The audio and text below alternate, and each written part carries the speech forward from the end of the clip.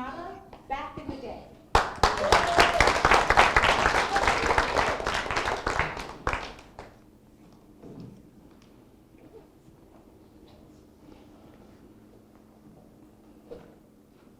You are better than the white man.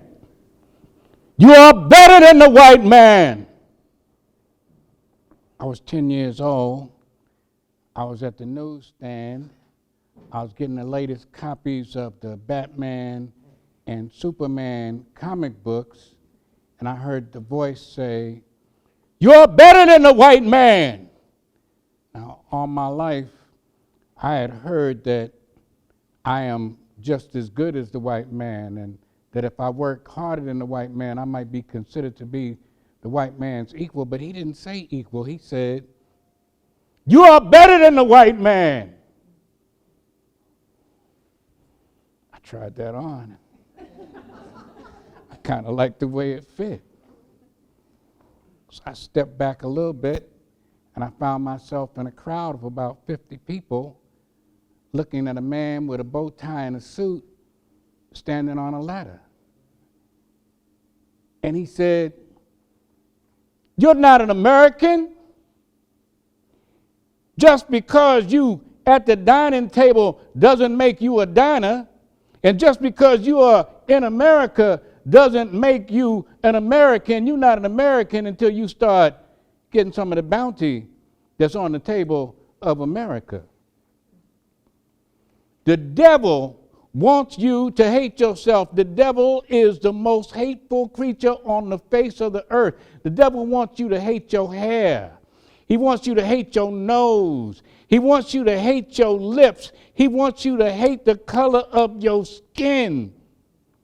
What kind of society tells you that you should buy things that you cannot afford? What kind of society brings drugs into your community, encourages you to sell those drugs to the people in your community, and then puts you in prison for selling those drugs? What kind of society disrespects your woman, calls your daughter a hoe, and labels you a nigger? The white man is the devil. And the devil will take a knife and stick it 12 inches in your back and pull it out 6 inches and expect you to demonstrate gratitude. How am I going to demonstrate gratitude when you still got the knife in my back? If you want gratitude from me, you need to pull the knife out of my back and give me an opportunity to heal. We have been gaffled, ripped off, bamboozled, and led astray. Now, I come from Harlem, the once upon a time capital of the African universe. People came from everywhere to be in Harlem. People came from all the other boroughs of New York. They walked across the George Washington Bridge. They took trains and buses and came by cars from the plantations and fields of Mississippi, Alabama, and Georgia. Soldiers who went to war came back and decided that they would stay there rather than go home. People understood that if you ain't been there, you ain't been nowhere. Imagine harmonizing doo-wops and ancient African chants on street corners while dipping and dabbing on the inner edges of life, at the same time floating on the aromas of spicy rice and beans and collard greens, baked hams and candied yams, fried chicken and collard greens, and biscuits with gravy and butter and honey. So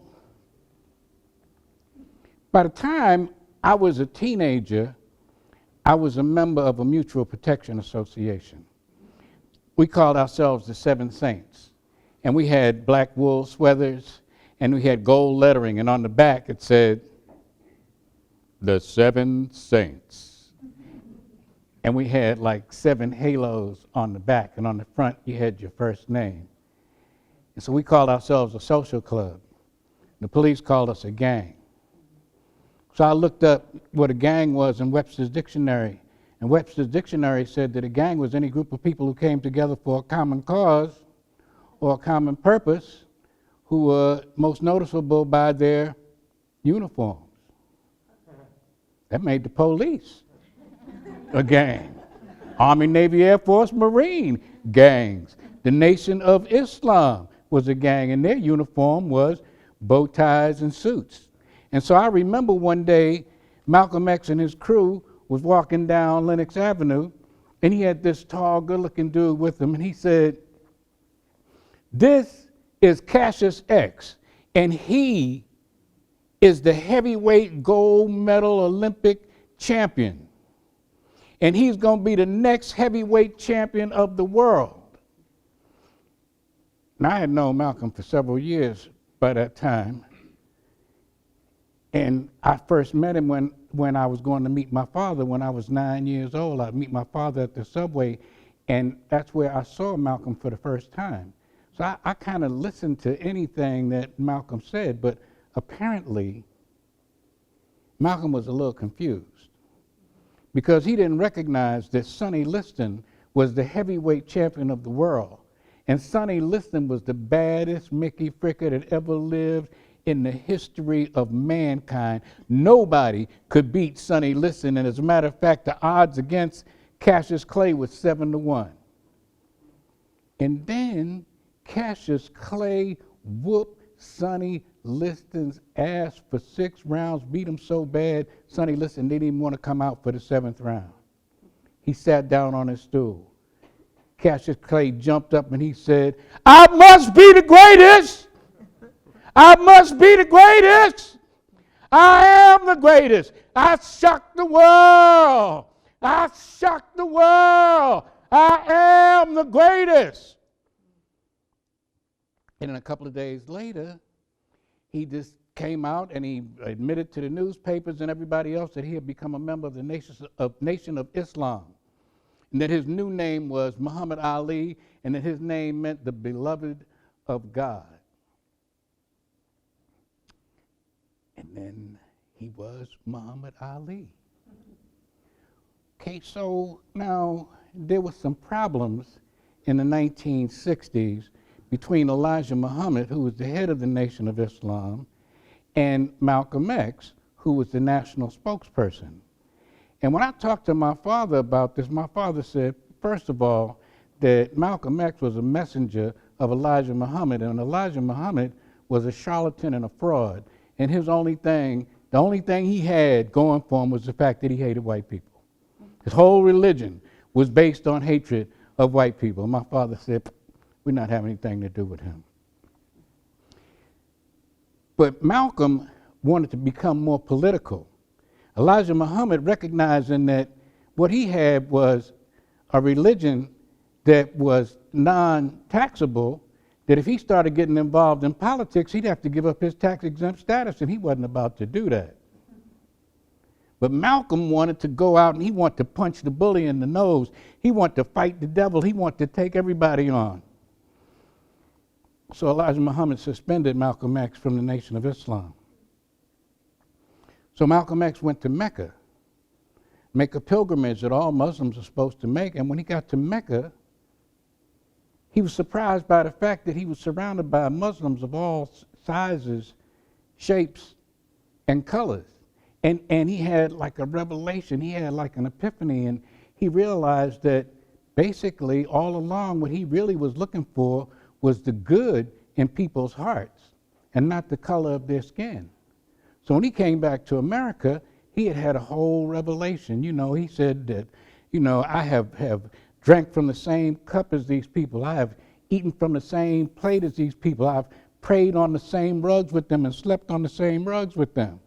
So when he got back to America, the media ran to catch him getting off the plane. They couldn't wait for him to get off the plane because during that period of time, we had the Civil Rights Movement. And so basically what was happening is that African Americans were being attacked by dogs, were being beat with clubs and hosed with fire hoses. So the media was very glad to have a black man to come up and say, "I hate Whitey. I can't stand Whitey. Whitey is horrible." So they couldn't wait for Malcolm to get back because he'd always talk bad about white people. Malcolm comes back and he says,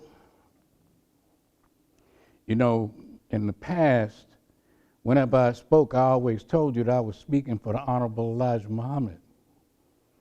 So now when I speak, I'm speaking for myself. And I have had my eyes opened.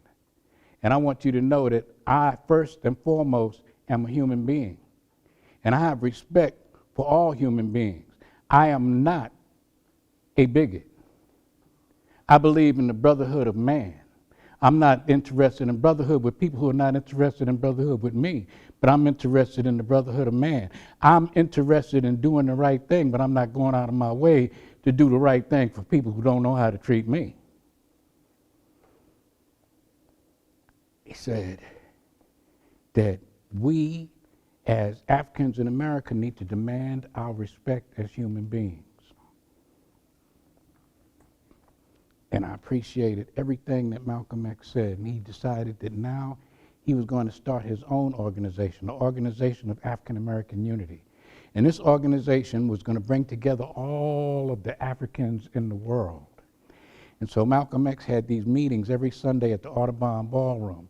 And every Sunday I would be there right after church, sitting up in the front row, listening to Malcolm X explain to us what we were going to do next. I even convinced my father to come and see Malcolm X with me. And my father came with me. After the speeches and sermons were over, he said, "Son, Malcolm X is in a trick bag. Okay, and he can't get out." And although I understood gang psychology, I didn't want to apply it to Malcolm X, but the fact of the matter is that you can't be in a gang and then drop out of that gang. You can't be in a gang and then start sharing the secrets of the people in the gang. You can't be in a gang and start your own gang and try to take the members of your old gang with you. So basically, Malcolm X was trying to take over the Nation of Islam. And Malcolm X said, "I know that there are people out there who want to kill me." And Muhammad Ali backed off from Malcolm X. Now, I was 16 years old, and I had my own personal priorities that I needed to deal with at that particular time in my life. And the top of that priority list was Juanita de la Rosa. I mean, she was a track star. She was the prettiest girl in Harlem. She had high cheekbones. She had that milk chocolate skin, and she had 2 braids that came all the way down to her butt. She was like the finest thing happening. And I understood that it was real difficult to get a date with her, and I knew 2 guys who took her out on dates, and the deal was that they had to have a chaperone with them when they went on a date. In order to get a date with her, you had to see La Reina. So she took me to see La Reina. I went to see La Reina, and everything La Reina said to me was in Nuyorican. Fortunately, I understood Nuyorican. So she's speaking to me, and I'm speaking back to her, and I think Juanita was really surprised at how well I charmed her grandmother. And her grandmother said, "You can take Juanita out on Sunday after church without a chaperone." Come on, man. Are you serious without a chaperone? So now I'm out with baby, you know what I'm saying? And we in the park, we in Central Park, you know, and we holding hands and stuff like that, you know, and I'm smiling at her and she's smiling at me. And we bought hot dogs, and we bought hamburgers, we bought popcorn, we bought sodas. We took the boat and rowed the boat around the lake. $10. I spent $10. I did not mean to spend dollars. I didn't know that I spent $10. That's like $50 today. $10. So I take her home, you know, we get to the door and stuff like that. I get ready to swoop in for the kiss, you know what I'm saying? Because I know I'm getting slobber here. And somehow she twisted her head, and she kissed me on the side of my cheek, and then she did a pirouette kind of a thing, and disappeared in the house. And I was walking 6 blocks to my house, and I kept saying to myself, $10. I can't believe I spent $10. And I had to walk the 6 blocks home, and as I got to the block where I lived, there was my father and his brother and their best friend standing in front of the house. And I walked up, and I was thinking to myself, $10. And my father said, were you at the Audubon Ballroom today? And I said, no, I wasn't at the Audubon Ballroom. He said, well, you know, Malcolm X was assassinated today.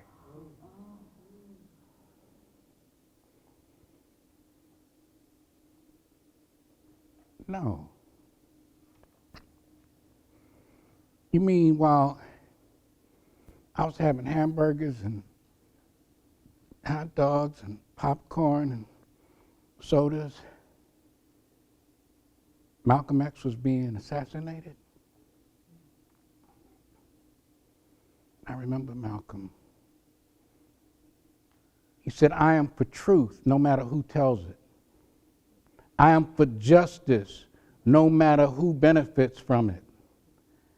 I am a human being, and I demand and deserve the respect of a human being at this time, in this nation, in this society, by any means necessary.